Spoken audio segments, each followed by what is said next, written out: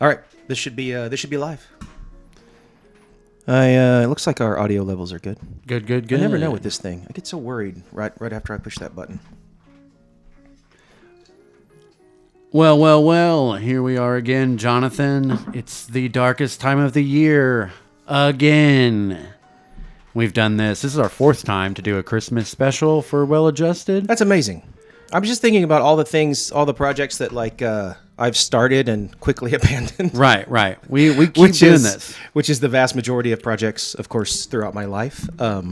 Worth saying. We keep doing this because we enjoy it. And you might not have gotten that feeling from the previous episode that we enjoy this. And that's probably mostly my fault for being in such a foul mood and not recognizing, that I was in a foul mood. Because sometimes I know, sometimes I don't know. But that had nothing to do with anything other than, like as we've said, the holidays make me cranky sometimes. They are. You got that from that episode and the episode before because we did mention how Jonathan gets cranky on Thanksgiving. It's just I get it. Yeah. No, I totally get it. It's just everything. It's not like there's not plenty to do on a regular week. Right. Oh, yeah. Like your normal life. It's not like you're, you don't have stress. Everyone does, of course.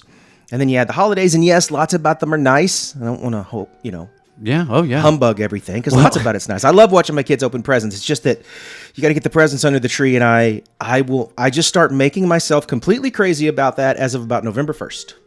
Yeah, I get that.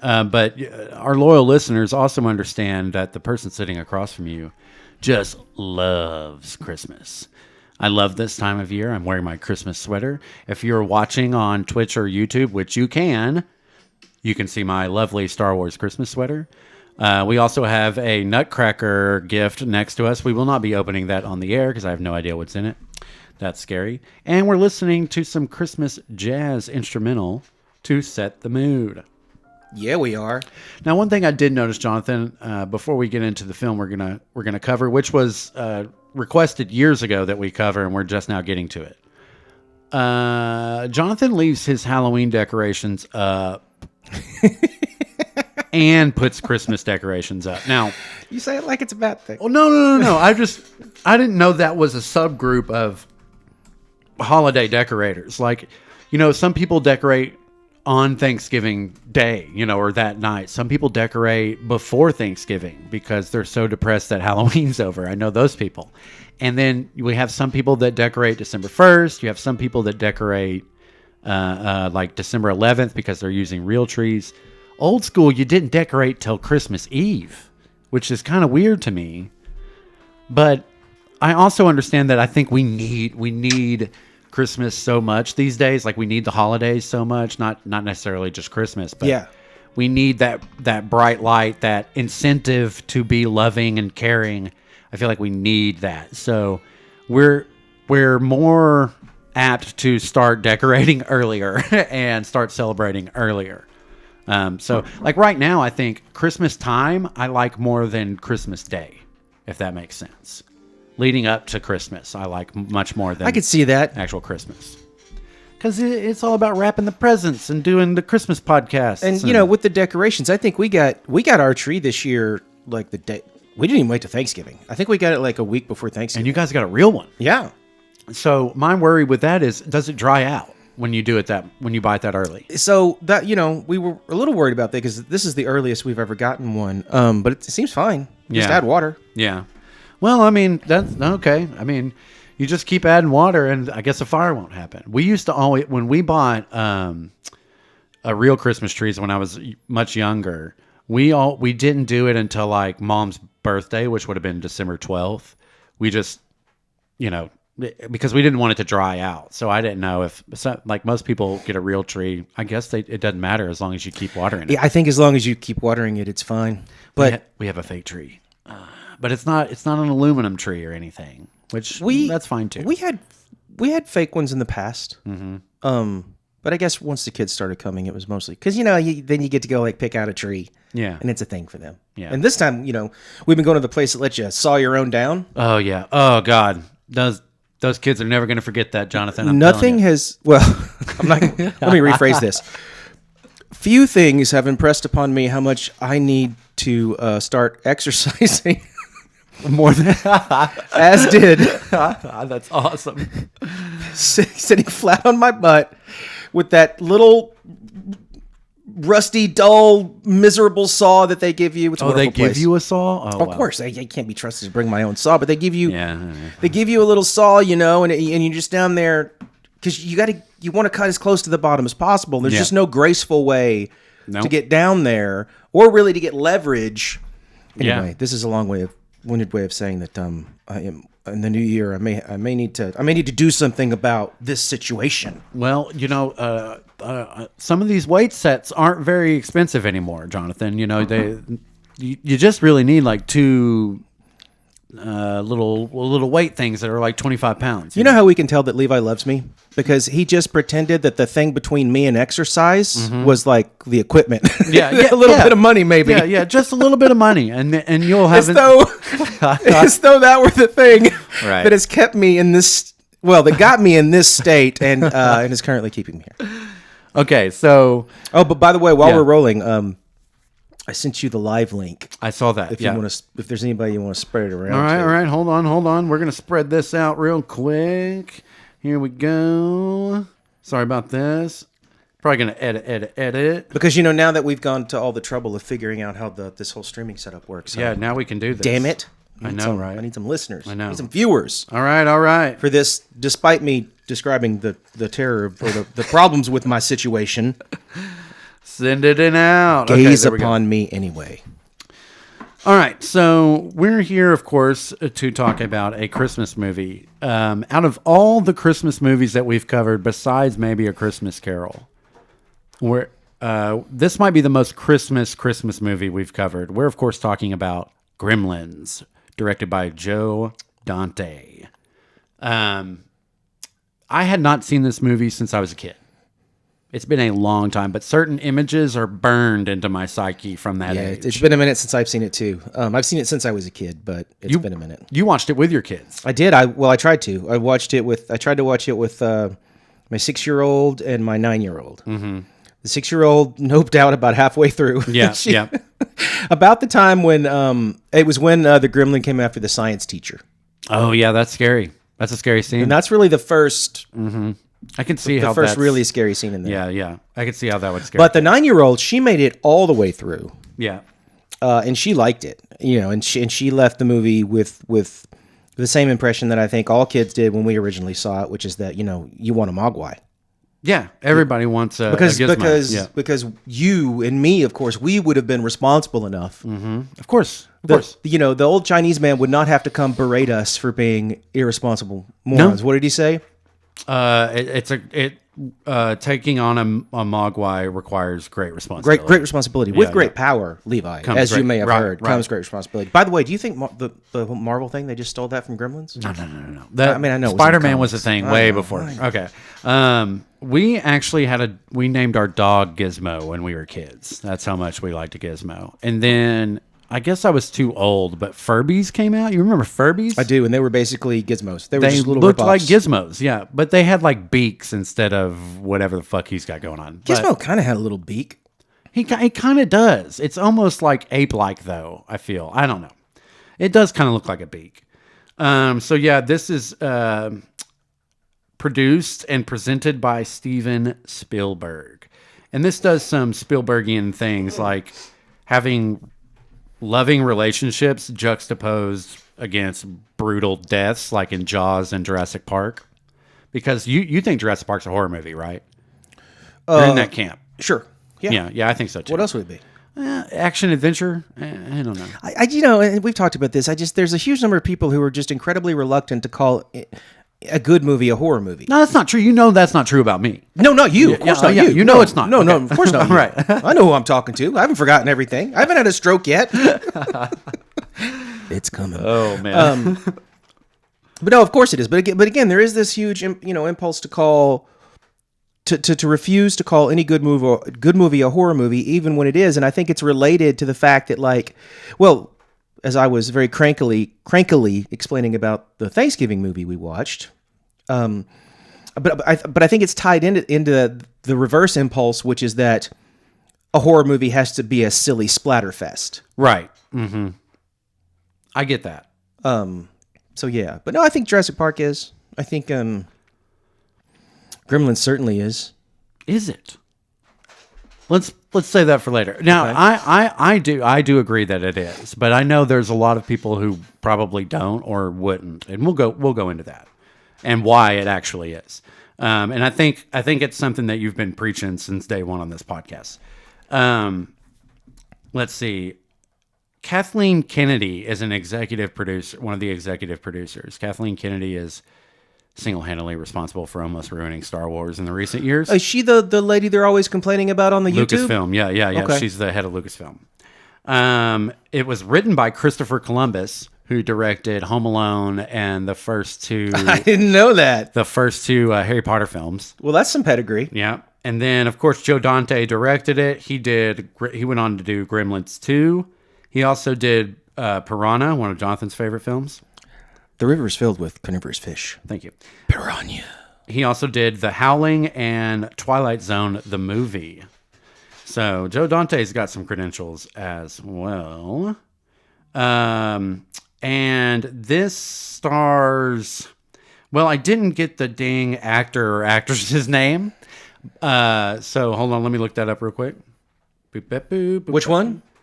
Who plays Billy and who plays Billy's love interest? Well, Billy's love interest. Go on. Let me stop you right here. Yeah. Is none other than Miss Phoebe Cates. That's right. Yeah, yep. And the idea that a heterosexual man could forget that name, Levi, Well- could forget that name. Caleb did bring that up. Caleb brought that up. The at swimming bar. pool scene, Yeah. you know. Oh, that's her? That's her from Christmas Ridgemont. Vacation? No, Ridgemont High. Oh, Fast oh, Times. oh, Fast Times, When okay. she steps out of that Yeah, pool yeah, yeah, and yeah, in like every... Okay, I thought maybe you were talking about Christmas Vacation. She was pretty much responsible for like an entire generation's sexual awakening. Yeah. Zach Galligan played Billy, and of course Phoebe Cates plays Kate. Let's see who plays the mom, because she's fucking awesome. Got to talk about that mom. Yeah, hold on now. Corey Feldman is in this film as well. He is. We got a little Feldman magic. Dick Miller's in this film as well. The guy, is that who plays Mr. Futterman? Yes, that is who plays Mr. Futterman. He is outstanding. Oh my god, I can't find who plays the mom right off the bat here, which is weird. And then, of course, the real villain is Mrs. Is it Beasley? Oh, Mrs. Deagle. McDeagle, excuse me. Yeah, Mrs. Deagle. It looks like Belinda Belaski played the mom. I'm not 100% sure that's right though. Anyway, back on track. Let's go here. Boom, boom. So yeah, this Gremlins kind of balances holiday horror better than most. Like between like Christmas and having terrifying moments. Most movies that we watch are usually solely focused on the horror and not actually the Christmas part. I mean, of course, the Christmas decorations are around, or Christmas Eve's the scariest damn night of the year. You know, that stuff. But I mean, I agree with you that this one balances it really well. But I mean, let's not forget about Silent Night, Deadly Night. Silent Night, Deadly Night. Yeah. I mean, I'm not going to say that juggled Right. the competing themes of a horror movie and a life affirming and ultimately like social order reaffirming a reaffirmation of the existing social order as well as this one did. Yeah, right. But we can't forget about it is all I'm saying. No, we can't. Of course, Mogwai comes from Chinatown. You're 80s, man. I'm telling you, that's not even the beginning of some of the shit in this movie, dude. I want to tell you something that's funny that I think you'll think is funny as it pertains to my education, lack thereof. Jesus. This was like 10 years ago. I was telling somebody that one of my favorite movies is Big Trouble in Little China. Yeah. Which is true. Fantastic movie. Go Yeah, watch it it is. right now. Yeah. Fantastic movie. But Kurt Russell, baby. it was a lady in grad school, and she said, I don't know how you can say that. That's one of the most racist movies I've ever seen. And It's so good, though. Oh, man. I know that doesn't excuse, but And here's the thing, because I understand there's a criticism to be made yeah, about the way that Big Trouble in Little China and this movie, you know, with their trip to Chinatown, because that's where the exotic, dangerous thing comes from that upsets the normal order. I understand there are all sorts of, literary criticisms and social criticisms about that, what exoticism, or they used to call it Orientalism, I think, back in the day, like that. Yeah, that was terrible too. But, well, not terrible, but it was politically to see incorrect. the East is like this, two-dimensional other that you can just sort of draw whatever you want. Mm-hmm. And I get that to a degree. I do. I'm not, so far gone that I can't sort of see the point that they're making. But at the same time, I am just filled with the sense of, I don't care. Right. I love these movies. Well, it's the... I don't care. Yeah, right. Movies. It's the whole thing of like, you can see them for what time they were developed in. And yes, some people do see that as like a good quality to them. Some see it as not exactly a good quality that you can see past some of the problems. We're not here to do that. Well, my thing is just that like, of course it's not representative of the actual culture. Right. And of course it's not a three-dimensional portrayal with all of the necessary cultural and historical context that would place that community in the way that you would do if it were a movie about that, about that community or about that culture or about that place versus it having an admittedly a bit part in another story. Right. Well, I also not that the people who care about that are going to be persuaded by this, but I just right. I also think that we're just now learning certain what's the word? Certain perspectives on our society and the world and how we treat others. So I don't think, you got to give the time period their grace, I feel like, especially if you love, like, this if you're a film nerd and you've watched movies from the 50s and the 60s. Like, they're not perfect. I don't think you can say you can't like a movie because it's got some antiquated things in it. Anyway, we've talked about this. And enough. Again, like while I can have that conversation and I can see where people are coming from, but at the same time, I also feel like that the inability to watch an old movie, the inability to appreciate an older movie, an older book, an older anything, because it doesn't fit with a more modern sense of right and wrong isn't even what I'm going for here. I mean, there are certainly cases of that, but just because it doesn't fit like, every modern sensibility, I think that's a character flaw. I think being unable to engage with, I was going to say great works of art on this podcast. Oh God. I mean, some of them, I really do. I think that being unable to engage with any, I'm going to say works of art broadly, even though I understand that a lot of people would not consider what we consider works of art to be works of art, but as broadly as possible, the label works of art. Being unable to engage with one that's more than 10 years old just because it offends something that we believe now is, I really do. I think it's more than a character flaw, but like I don't know, there's something nihilistic about it. There's something nihilistic about claiming that like history's... Well, it's what you brought up. That history's not more than 15 years old. Right. It's what you brought up a couple of years ago, the whole neo-prude thing, I think. Yeah. Or a couple of weeks ago. Did I say a couple of weeks or did I say a couple of years? Anyway. Time is an illusion. So there are 3 rules to the Mogwai. Name them, Jonathan. What are the 3 rules? Number 1, don't go to Chinatown to get your kid a Christmas present. Well, that's in the 80s. God don't do that. Actually, no. I've got some. I'm going to get to the real rules, but one rule is if you do go to Chinatown in the 80s to get a last minute Christmas present, don't follow a strange kid like into a basement who's wearing a Yankees hat. That is such an 80s thing. It just reminds me of Temple of Doom. Follow a little boy just into a weird basement.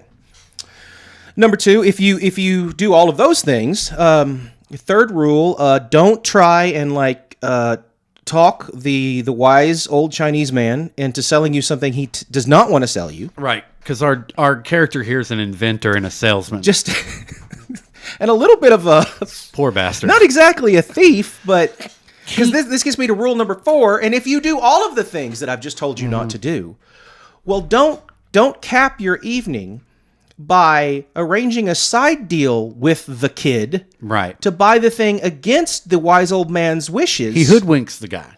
That's not even legal. He hoodwinks him. I know. That's theft by receiving. Oh, I know, Man but- committed a felony. Yeah. Luckily, this guy's nice.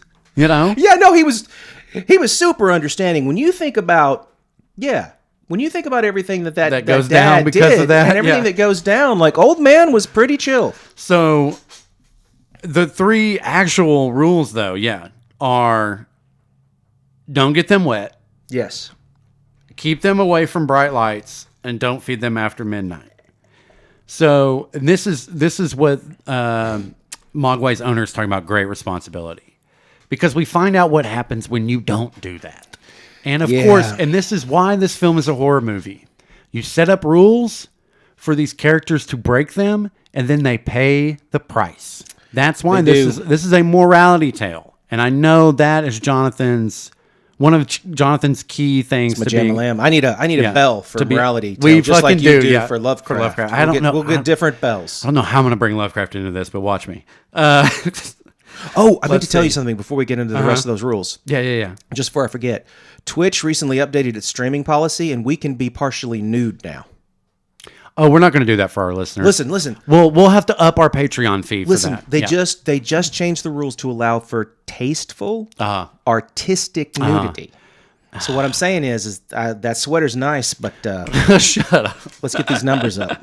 Let's get these numbers up. But the rules, go ahead. The rules. Speaking of rules, I wanted to throw that out. One of the rules of horror movies is that you don't break the rules and that you will pay a price. But those are the 3 rules here.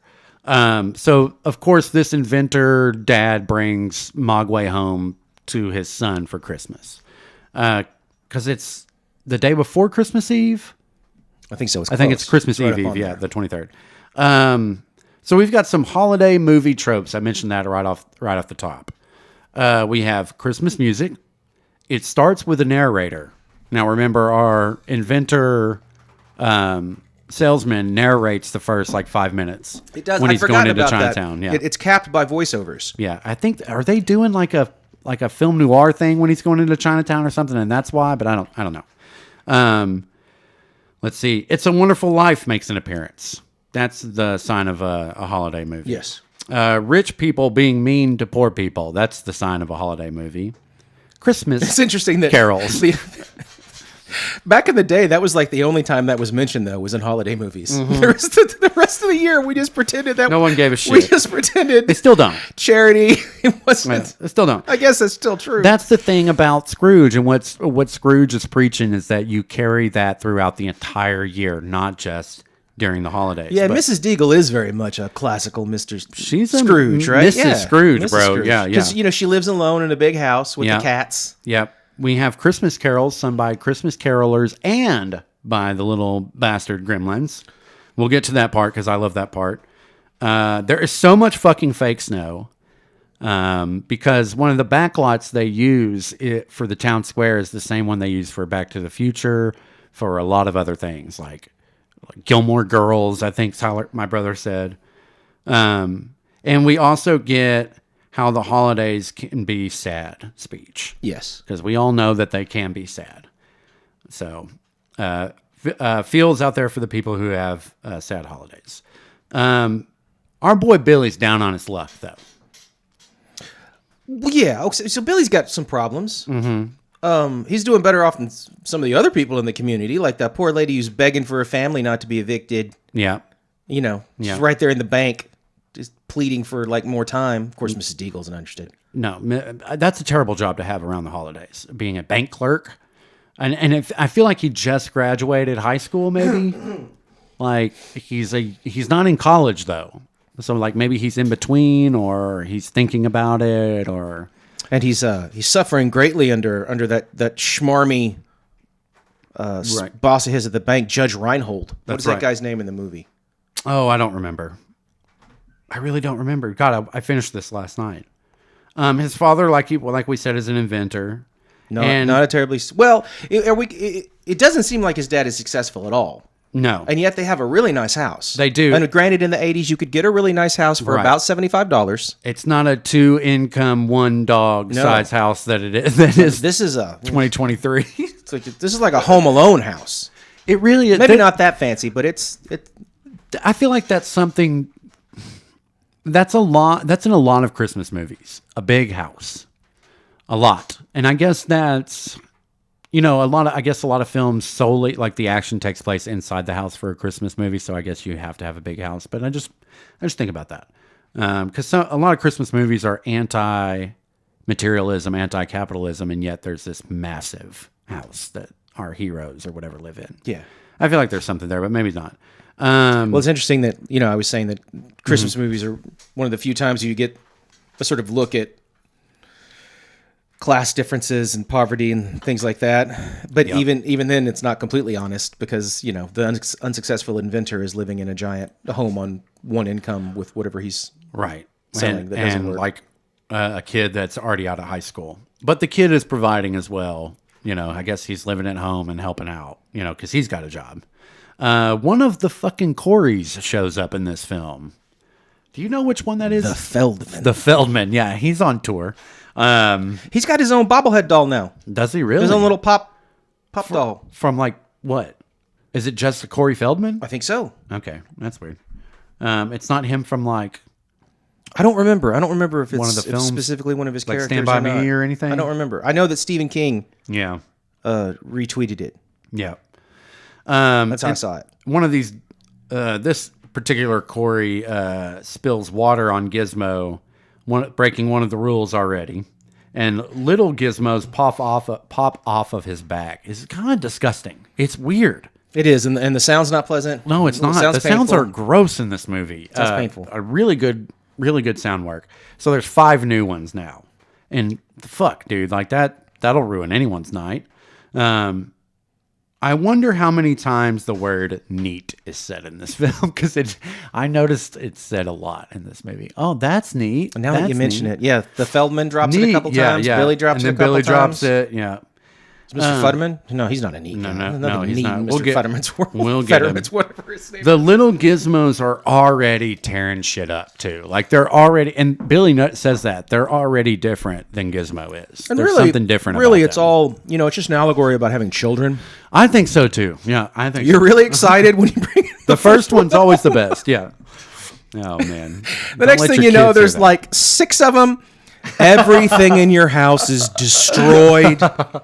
The neighbors are screaming. That's why something's on fire. That's why parents laugh so hard at this movie, I guess. I think so. Because when they turn green and parents are like, yeah, I that makes sense. They're still cute though.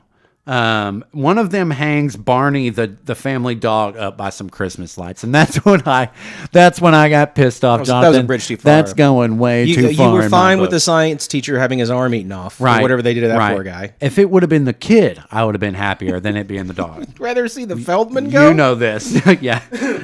And Billy brings one to his old high school science teacher, Mr. Hansen. Which here, I'm sorry, we have to stop and talk about how shocking that scene is to any modern viewer because Billy just walks into a middle school carrying something in a box. Yeah, could have been anything. An unidentified man just walks into a middle school carrying a box. Yeah.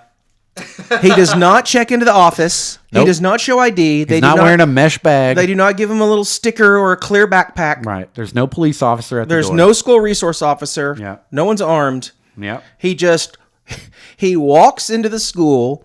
He casually goes to the classroom of his old science teacher. Mm-hmm. And he's like, hey, man. He's like, oh, hey, Billy. Yeah, I know. You got a sec? You got a sec? I found something really weird. And, in this town, you're the only person who knows how to spell science. Right. So we brought... It seems you're that the way. only person who knows how to run a projector to show a movie to little kids, so you're our technical person. I do want to say Joe Dante and Christopher Columbus, who wrote this, portray these townspeople as really stupid. And I think that's funny and definitely on purpose. Like, they just do stupid things. Like, there's one point where the gremlins are taking over, and you can hear on the radio the firemen the radio announcer is like, they're pulling in the fire trucks to hose these things down. And of course, it's like if you add water. Yeah, it's terrible. It gets worse. It's terrible. Well, let's talk about the cops. Funny. What do you mean? Like the two most useless policemen in the history of police work. I love incompetent police in a film. I love that shit. And but they are terrible. And first of all, we got to give them a pass for not. I'm not blaming them for not believing Billy at first. Mm-hmm. Look, kid, it's Christmas. He comes into the police station with an unbelievable story, and they just assume that he's messing with them or drunk or whatever. Yeah. And they just and plus they're drunk. Yeah. Oh, yeah. So they're just kind of having a little fun with him until the real calls start to come in. Oh, but once that happens, don't they drive away from a man being murdered? They do. They're like, let's get out of here. Yeah. I know that's their comment. Yeah. But man, we better run because this does not look safe. Now, you know what we need? We need some police. They're seriously. Oh man. But as we learn later, the Gremlins know how to fire a gun. So, now according to the town drunk, your favorite. That's my future. The racist driving a snowplow drunk. He says complaining about foreigners. He says the foreigners bring the Gremlins over in their vehicles and machinery.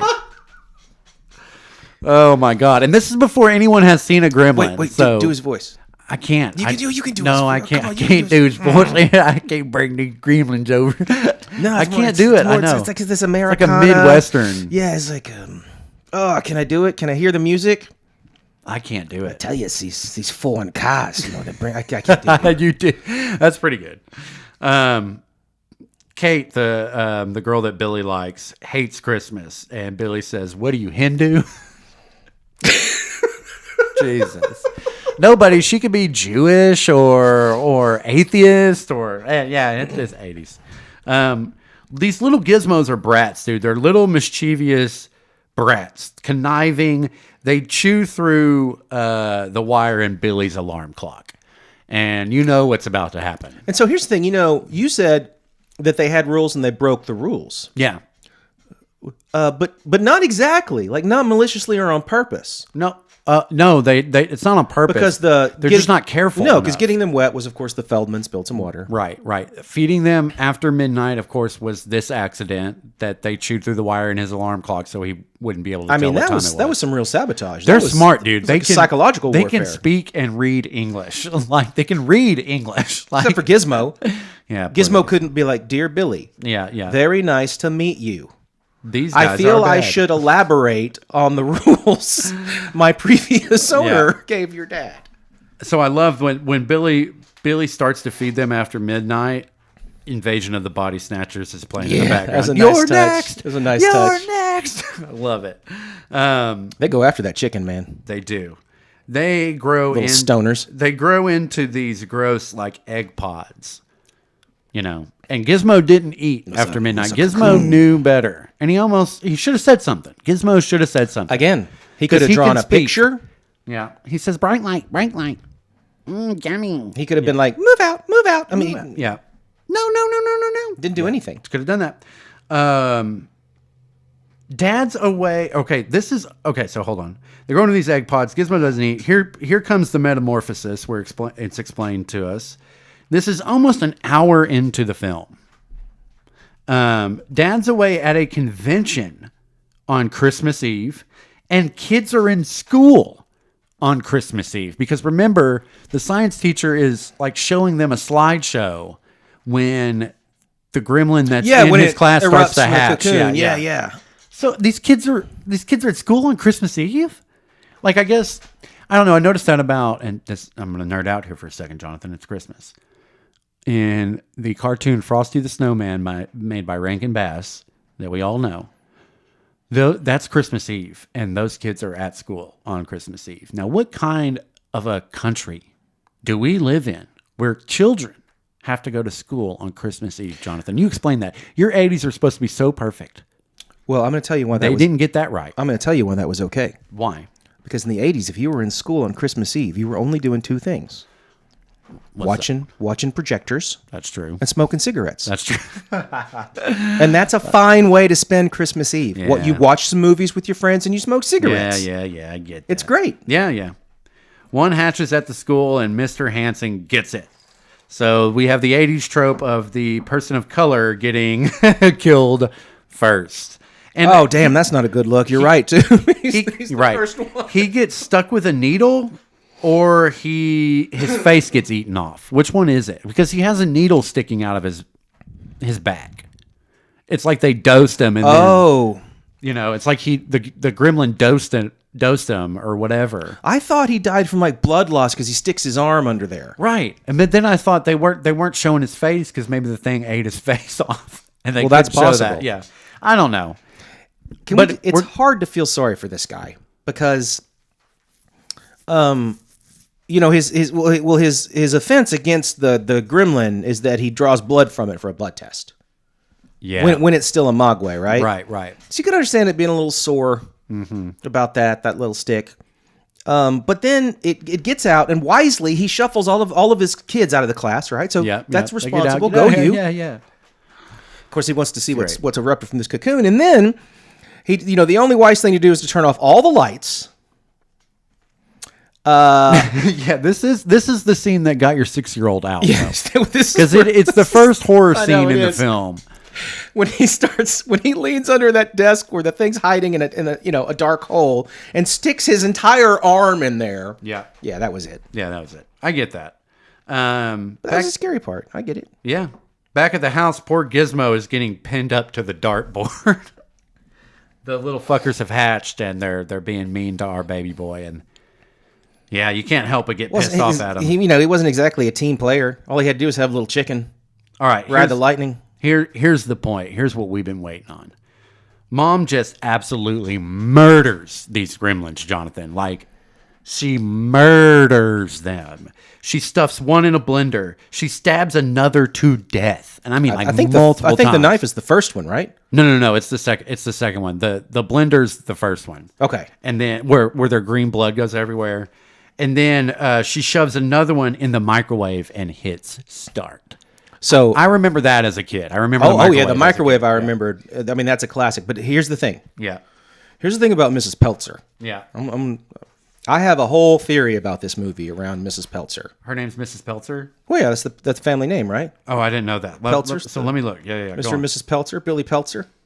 Go on. Anyway, here's my theory. As we have said, there is no way this loser dad is supporting this family. Yeah. To this standard. I mean, there's no way, right? No. And we just assume from the beginning. I mean, Mrs. Peltzer is playing the role of a classic '80s housewife. Her right? name, the lady playing Mrs. Peltzer, is Frances Lee McCain. We got it wrong at the beginning. I want to say that Frances Lee McCain. But Dad's out being an unsuccessful inventor. He's out off at a conference with a bunch of other nerds, like the day before Christmas. Yeah, and he doesn't need to be there. He could be at home. So clearly, I think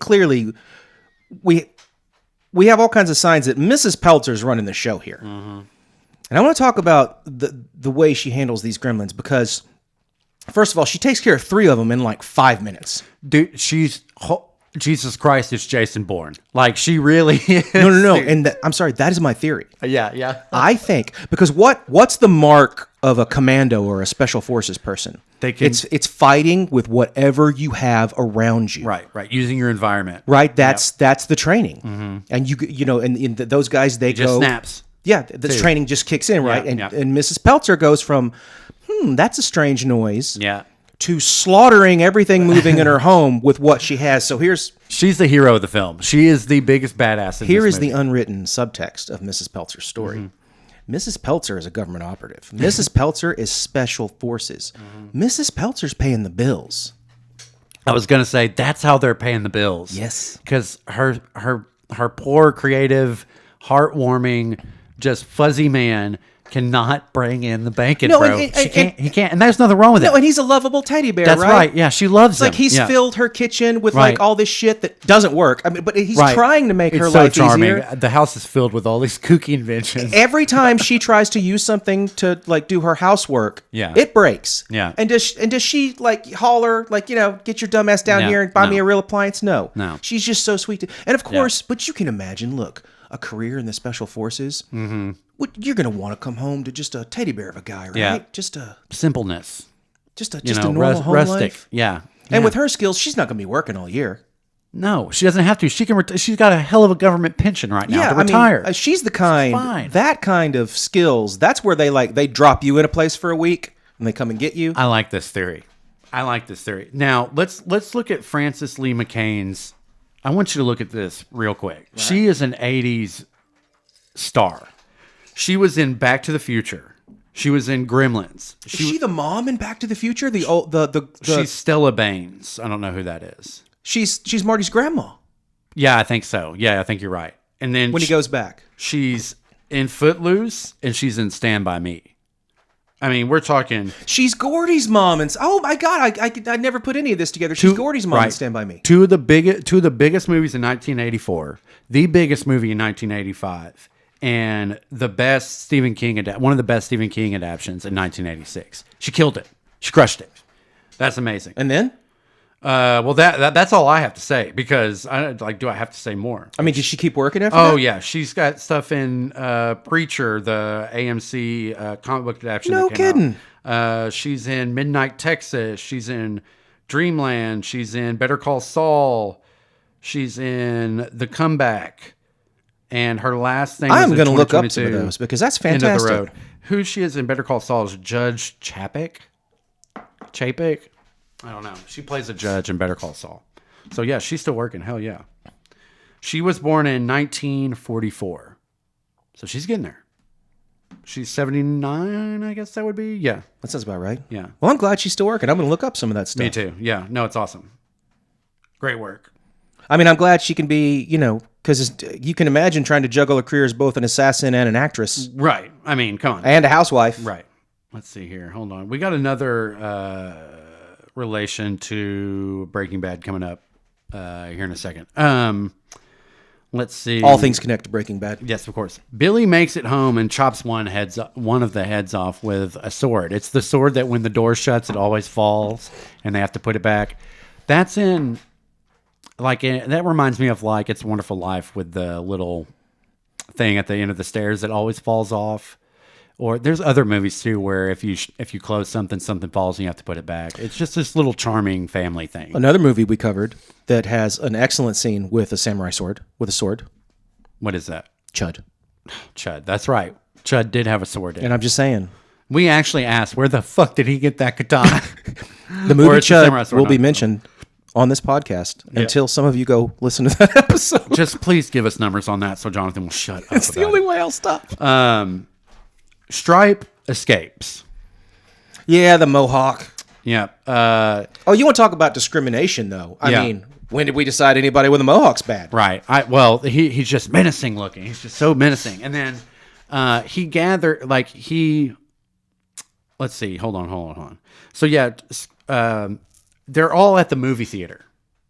And what are they watching, Jonathan? They're at the town movie theater.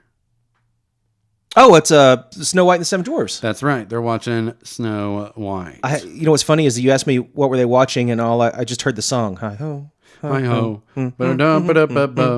It's the same town square used in Back to the Future. So Stripe runs to the Y and falls into a pool. Uh-oh. Now there's a whole army of them, and that's the army that goes to the theater. So strangely enough, this is where I started to lose interest in the movie. Really? Rewatching it. Yeah. I lost interest when the Gremlins, the creepy things didn't show up until an hour in. I was kind of like, this was kind of boring. Funny enough, that's actually the part that held me. And it was when the Gremlins have their little parade through town. Yeah. After there's hundreds of them. Yeah, I don't know why. Maybe it's just because I'm so jaded with some of the other stuff that I've seen since then. Yeah, I thought that was awesome. I was like, oh shit, there's 100 of them. They can fill up a whole theater. Jonathan's favorite character, the nationalist, is killed by the very thing he kept warning people about: a gremlin in a car. He didn't die. He didn't die? He's in part 2. Oh, shit. Well, they crush him with a vehicle. It looks like he dies. Okay. Yeah. There's no reason from watching part 1 to assume that he lives, but He and his wife show up in part 2, and they're fine. Okay. And he goes to New York City to tell people about foreigners. Jesus Christ. That's a great place to go tell people about foreigners. They're just wreaking havoc at this point. They're just tearing shit up. Jonathan Banks, who plays Mike in Breaking Bad, plays Deputy Brent, and he's kind of like comedic. And he has hair, which is completely different than he's one of the useless cops. Yeah, in the deputy station. I did not put that together. I thought that was neat. I thought Jonathan would like that because he loves Breaking Bad. I love me some Breaking Bad. Gremlin Christmas carolers kill the cat lady by making her stair lift malfunction, thus throwing her through a second-story window. This whole movie is very cartoony. This is very cartoony. But what's odd is that it is all very much, Mr. Fetterman's thing about buying from other countries. Mr. Fetterman's thing about, you're buying all these machines and these gadgets from other countries, and they're sabotaging them on purpose. And they're Well, that's what they're putting gremlins in them. Gremlins do sabotage machinery. Yeah, sure. And so and that's all they're doing. Or that's one of the ways that they mainly kill people is and cause havoc is by sabotaging machines. So there's a weird kind of like technophobic. Yeah, I got that vibe too. To fear technology or technology, you can't trust technology. It's too easy to malfunction. And I don't know why rewatching it that didn't hit for me. Yeah, I get that. Maybe it's just because that we've like the idea of even being concerned about it is so far gone at this point. Yeah, and like we're all in. I mean, we're not There's no going back. We're never going to use less tech. I think there barring is something a planetary disaster. What's insane is that 1984 they were already saying that. Well, Lovecraft was saying that, and there's that bell. Ding, ding, ding, ding. Lovecraft was saying that in the 1920s. There's always been part of horror is the fear of technology. Yeah, So I think, in that way, this is a horror movie as well. But yeah, the whole film's very cartoony, but there are some great set pieces. Like some of these set pieces are amazing. Like when they're running through the town square and everything's like on fire and they're all, doing whatever. And one jumps up out at Kate and she just shoves him back through the car window. Like that whole set piece is so amazing, dude. Like there's some really great gags in this film. It's great. Now speaking of Kate, is she a final girl? She's brunette. She's shy. And she has past trauma.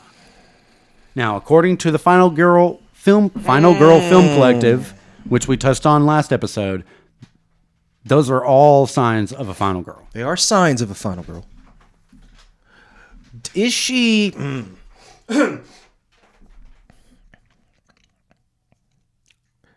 For some reason, I'm reluctant to call her a final girl because to me that means that you have to be... I usually reserve that for when the heroine is the main character. Yeah, agreed. Yeah. And in this, she plays a big role. Yeah. And she kills some gremlins. Oh yeah, no, she. I would argue but that she doesn't Billy could not have done this without her. But she does not have a lot of screen time compared to Billy. Yeah. To Billy or. I think you're right. So I don't know. I also think Final Girl is sort of saved for slashers, but that's not always 100% true. Right. Because in the movie Underwater. Check that out if you haven't seen it. Kristen Stewart is like the last one alive, so I imagine that's like a final girl thing for me. The last person alive is a girl, and it's usually the final girl. Her dad died trying to get down a chimney dressed as Santa. Did you laugh when she was telling that story? Yes, because I did. Because it's so ironically dark. Because that's how she learned that Santa wasn't real either. But aren't you the whole time? Oh, man. I mean, imagine you're Billy. Now, you can't laugh because, that's not... The relationship's not going to work out if you don't keep the appropriate face. Had I been in that moment with her, there's no way I would have laughed. But isn't the first thing you want to say just like, how stupid was your dad? I mean... Did your dad have a previous head injury? He's trying to do something for his little girl. I get it. I wish I could dress up as Santa for kids. And climb down a chimney? Well, no, I don't want to climb down anybody's chimney. Again, I'm not objecting to the dressing up as Santa. That's cute. I know. But he actually tried to climb down the chimney. Yeah, he did. He did. Now, look, we always have to remember that this was before the internet. Yeah. So you couldn't just Google, is it safe to climb down a chimney? Yeah, or how does one successfully climb down a chimney? There was no YouTube video to be like, listen, first you got to grease yourself up head to toe. Santa suit too. Yeah. You don't want that catching on anything. And a lot of these places don't... Like, chimneys aren't big. Like... That's something I always questioned as a kid was how the fuck does anybody get There's down the those? fact that chimneys are quite small. There's also the fact that they are filthy. They are filthy. Unless you're just OCD about getting a chimney sweeper over there. And see, you have an immediate conflict here because you want to be a surprise. Yeah. So you're not going to tell anybody that you're about to do it. Yeah. But if nobody knows that you're in the chimney, Right. then nobody knows not to start a fire. Yeah. And he just died of, what was it, like... Stupidity. Well, no, I think it was like lack of oxygen. Or No, being she said he crushed broke or- his neck. He broke his He neck. slipped that's and right. broke his yeah, neck. That's right. And they didn't know my God. until the smell. Sorry. Oh my God. Dad's missing. Shit. All the gremlins. She played it, the actress too, Phoebe Cates, she played it. Of course, she had to play it 100%. straight. I mean, 100% that was the straight. scene, but just... 100% straight. I'm sorry. All the gremlins go to the town movie theater, the town cinema, and again watch Snow White. There's so many smoking gremlins. Like the gremlins love to smoke. That is like there's a shot of a gremlin in a bar that has 4 cigarettes in its mouth. They're dirty, filthy. They're smoking. They're drinking, and they're eating junk food, Jonathan, and they're bad kids. They're on the naughty list. That's the 80s. That's the 80s. I guess. Listen, I understand that we're all, very proud of our civilization for cutting down smoking rates so much. But have you considered that when we took away cigarettes, things really went off the rails? Have you considered that Well, we've got these things now, and they work. They work. And I know vapes. they're a little better for you, and that's great. I'm just saying that, like, when Americans were smoking, there was very little morbid obesity. We had very few financial crashes. Yeah, the rat poison takes away your We had very few financial crashes. Your appetite. The economy was overall more productive. I mean, I don't know. People had more personal agency and responsibility. You know why? Because they were wired up on cigarettes, and cigarettes are great for you. Quit it. In all I just ways, quit, Jonathan. In all Stop. ways, except for your lungs. I just quit. If it weren't for the lungs, I know. Okay, so Billy releases gas in the theater and lights it on fire and blows it up. So all the gremlins are dead, except we didn't see that Stripe was across the street in the department store and is still alive. He finds a water fountain after trying to kill Billy in many different ways, using things throughout the mall. I mean, he's kind of having a field day. He got a chainsaw in an athletic store. I don't know where he got that, but he did. There's a chainsaw and a pitching machine right next to it. something else about the 80s is that stores had stuff in stock. Oh, they just had everything. When you went to a store, Yeah. there was no, we'll order it for you. Oh, okay. It was there. Yeah. Chainsaws too. Gizmo essentially turns on the lights or opens the blinds because it is daytime now, killing Stripe. It melts him down to the bone, and it is gross, dude. Like, It is. It's all bubbly and goopy and melting in its teeth, and it's disgusting. It's very effective. I really liked that part, actually. It reminded me of Raiders of the Lost Ark when the Nazi gets his face I didn't melted. think about that, but that's a good call out. Thank God the dog is all right. Barney is safe. So that's all I was concerned about, Well, yeah. Jonathan. The news blames the damage on mass hysteria. I love that one. I love that too. They're not going to tell the world what happened in this town. No. There was no internet, right? So you the could just- news, you could the just tell you news was anything. going to say whatever the authorities told them to say, and you used to be able to just be like that. Mass hysteria. The film ends with Gizmo's owner coming back. Ran out telling- of cigarettes. People went crazy. Don't worry. Don't we worry got 'em. about it. We got The holidays. We got a truck full of Marlboros. The goddamn holidays. Just coming in town. This all takes place over Christmas Eve night, too. Gizmo's owner comes back telling Billy he's not ready yet. And we get the Christmas trope of someone walking off into, like, the sunrise on Christmas Day. With the Mogwai happily chatting. Yeah. So it is a morality play, so that... Is this satire? Is this, like, satire in any way about... Yeah, I the think holidays? I think it has to have like a satirical strain to it, just because the final battle's in a department store, Yeah. and back in the day, I mean, Christmas and department stores, that's where you got your stuff. I'm surprised they didn't have, a set piece of people mobbing each other to get to the right toys. Well, that's later. That didn't happen yet. No, I guess not. But it happened in Jingle All the Way. So yes, I mean but that was mid '90s. Yeah, that came along later. Yeah, I like this movie. I enjoy it, but it's not something I'm gonna rush to watch every Christmas. I know some people do, and that's awesome. Like I commend that. This is a really well-made film, but it's not like I love monster movies. It was just a little too PG for me, I think.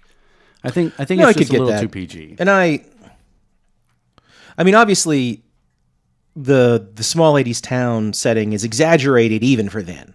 Yeah, it is. Right? So it's a little bit exaggerated even for then. So now when I watch it, I think most of the enjoyment is just remembering, everything, how things used to be, basically. Just it's like an opportunity to look for a second and realize just how much things have changed. Yeah. Which I don't think I'm not sure how we would be sufficiently honest about or mindful about, but I don't think we are at all, like just as a group, as a society. Yeah. Mindful enough or aware enough of just how radically and how quickly things have changed over the last 20 years.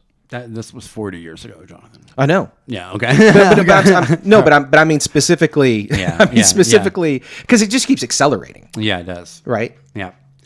Next year, this film will turn 40. It's 39 this year. I mean, and so the rate of change in the 20 years immediately after this came out versus the rate of change in the following 20. Yeah, it's great. It's insane. It's like double. Yeah. Yeah.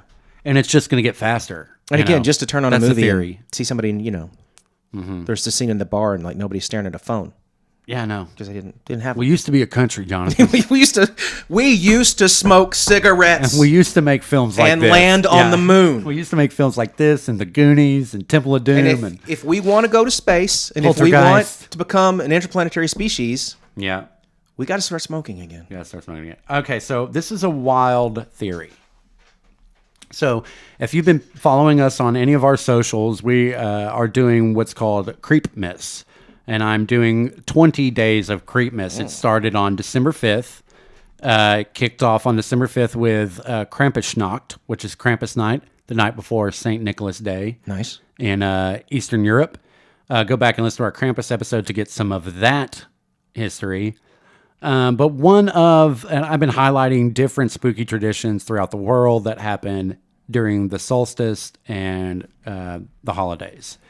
I'm about to run out of that stuff, so we'll soon be doing Christmas horror movies that we love on Creepmas and some Creepmas AI art I've been playing around with. Okay, that's nice. fun. So I'll be sharing those in the next couple of days before Christmas. But right now, I discovered something that's Greek called the Kalikantzaros. Now, I'm going to theorize that this is what the Gremlins are actually based on. So the Kalikantzaros is Greek, Bulgarian, Serbian, Turkish, and Kalinkantzaroi is the plural. It's a malevolent creature in southeastern Europe. Stories about the Kalikantzaros or its equivalents can typically be found in Greece, Bulgaria, Turkey, Serbia, Albania, Bosnia, and so on. Kalikantszaroi are believed to dwell underground but come to the surface during the 12 days of Christmas. That's December 25th to January 6th, traditionally. From the winter solstice for a fortnight, during which time the sun ceases its seasonal movement. The Kalikantszaroi are supernatural creatures that, according to this folklore, cause all kinds of mischief, also known as Christmas trolls. Small, chthonic, which means underground dwelling, creatures that resemble trolls, elves, or goblins.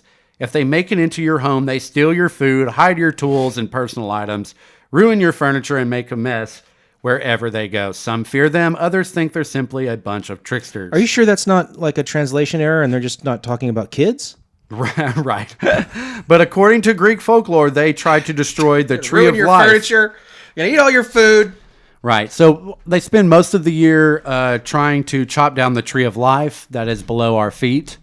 And the only time they stop doing that is during the winter solstice when the veil is thinnest. So they come up here, and while they're distracted up here, the tree essentially grows back on Christmas Day. And by the time they get down there on January 6th, they've got to start chopping all over again. Man, we really made a mistake as parents, as a society, and not indoctrinating our kids with the supernatural, The from fear. the Yeah. fear, the fear they were born. You used to have so much mythological help to get your kids to behave. Well, you had to back then, because chances of someone or someone you love dying in the winter was huge. So you had to set up all this folklore to keep kids from going outside, keep kids from staying up too late, to keep kids to eat the right meals, So it was useful back then. It can still be useful now. I, of course, just enjoy anything spooky, so I have fully embraced the spookiness of Christmas. The only leverage I've got is the Wi-Fi. I know, buddy. But there's lots they can learn and be spooked out about sure. on the Wi-Fi, buddy. Yeah, there's like 1,000. They could be learning, but instead it's just it's just memes. Today's Creepmas Day 13, when we're recording this, is Christmas ghost stories. We talked about that on our Christmas Carol episode from fucking 4 years ago now? 3 years ago. 3 years, yeah, I think. Yeah. This is our fourth one, but it was 3 years ago.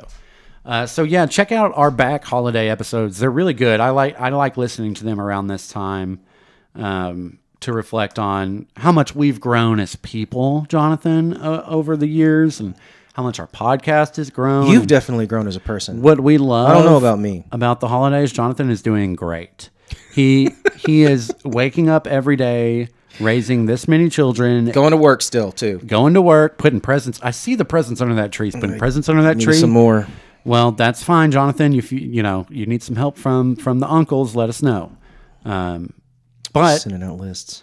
so the solstice is coming up. It will be this coming Thursday. Hopefully that's the day I release this.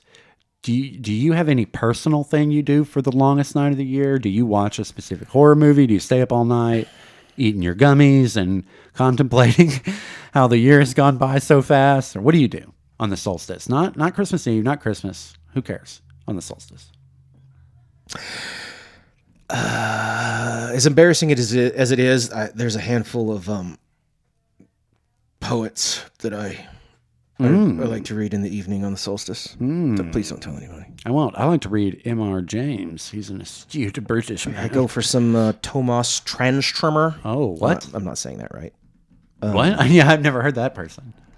I'll loan you his book. It's really good. I think Okay. you'd like it. It's Okay. very Well, everything you've given me up until this point has been spectacular, so I trust you. Jonathan is a really good book picker.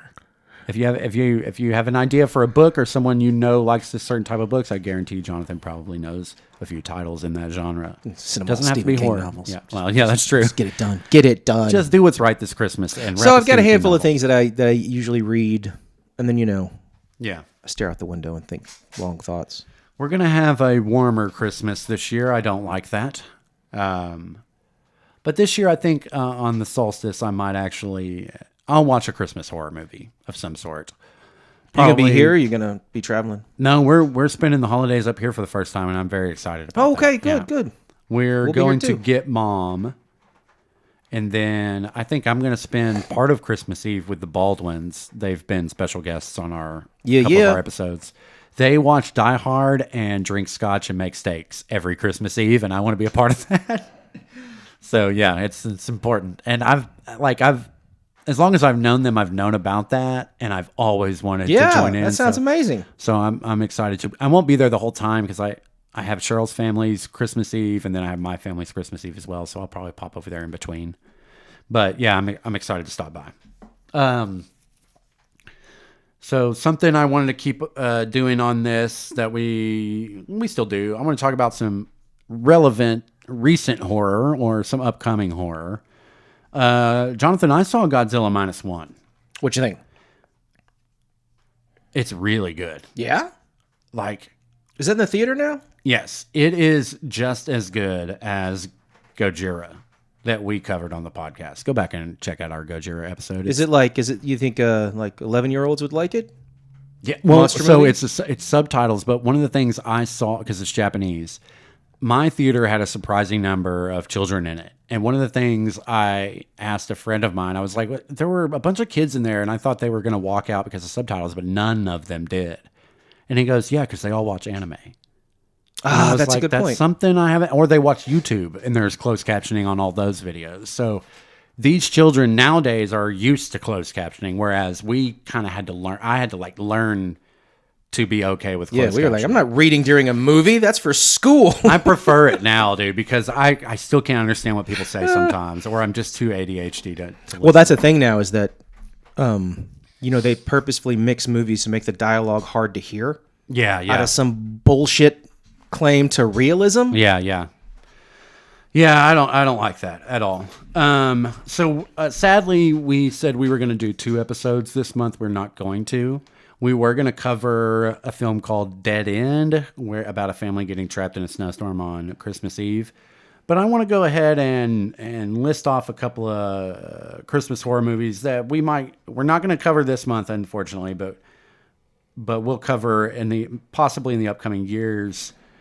Just because I love this genre so much, I want to talk about a couple of those real quick. We've done this before, I think, but last year I watched a bunch, and then this year I've watched a bunch.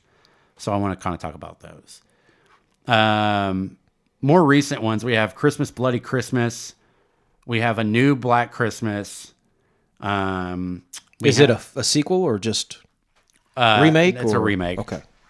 We have a 2006 Black Christmas that I recently watched, and it is fucking garbage. They give Billy a backstory, and he's like yellow because of a liver disease, and he had sex with his mother, and they had a daughter, and that's who his sister/daughter is. Like, it's weird. That's a lot. It's a lot. That It sounds sucks. like my trip to Mina. Okay. We have Violent Night, which isn't really a horror movie, but that's got David Harbour from Stranger Things in it. There's a film called Advent Calendar. There's a Australian cheesy ass, not very good, but fun if you like that thing, called Red Christmas. We also have The Mean One, which is a Grinch title. All right. Yeah. The Sacrifice Game that came out this year apparently is a good one. So there's plenty. If you want to go to our Instagram, we listed off our 10 favorite holiday horror films that we've seen last year on Christmas. So if you're kind of trying to find a holiday horror film to watch, you can check that out. Also, if you follow Levi Horn on Letterboxd, I'm posting all the holiday movies I'm watching right now. And everyone should follow Levi Horn on Letterboxd. I'm a nutbag on it. I'm crazy. I've got 177 horror movies I've watched this year, all rated and logged. You can see what I think about all of them. Jonathan, I recently watched The Brain. What do you think about that? Have you seen this? The old one? From 1988. Yeah, so apparently it's a fucking Christmas movie because Joe Bob did it for his Christmas special. But it's not necessarily Christmas. It just takes place around Christmas, and there is like fake snow and decorations. Okay. But no one mentions Christmas or there's no like feast or family or anything like that. It's just set around Christmas time. So to me, it's like... I don't remember the Christmas angle at all. Right. It's just as Christmas as Die Hard. Fighting Let's words. see. Fighting words. Die Hard is about the reunification of a family, which is the most Christmassy story possible. Right. Let's see. I watched Silent Night, Bloody Night, which is not to be confused with Silent Night, Deadly Night, or Silent Night, Deadly Night Part 2 that we covered last year. I watched that French film that's originally titled 36.15 Code Pierre Noël, also known as Game Over in America, also known as Deadly Games. This came out a year before Home Alone and is fucking awesome and sort of relates to Home Alone. I really enjoyed it. And then, of course, I watched Black Christmas, It's a Wonderful Knife, which wasn't very good, but Justin Long is fucking amazing in it, and Gremlins. So, yeah, that's been the holiday movie watch for now. I also rewatched Shin Godzilla after I watched Godzilla -1. Have you seen Shin Godzilla? I don't remember. I get them confused. That's one from, I think that's from 2015. It's really fucking good, dude.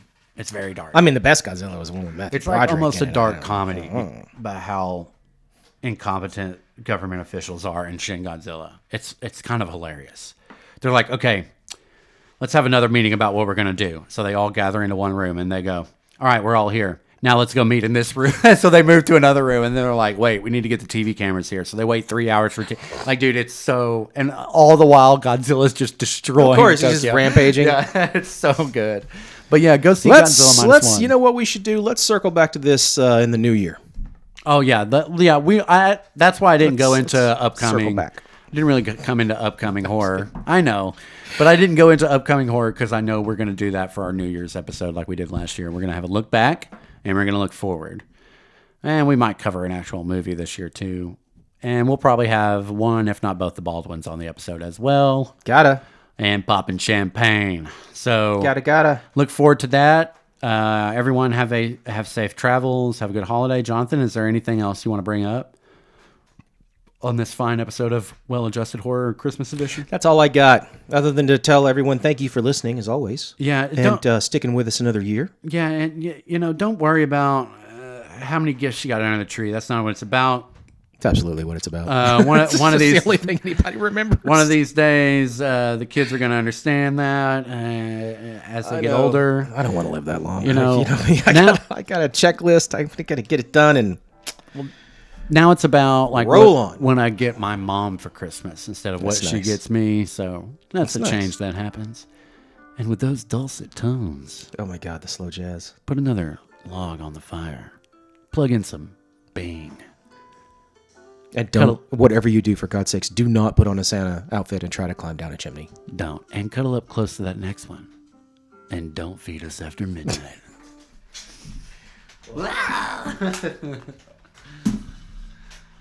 Oh, man. I hope it picks up.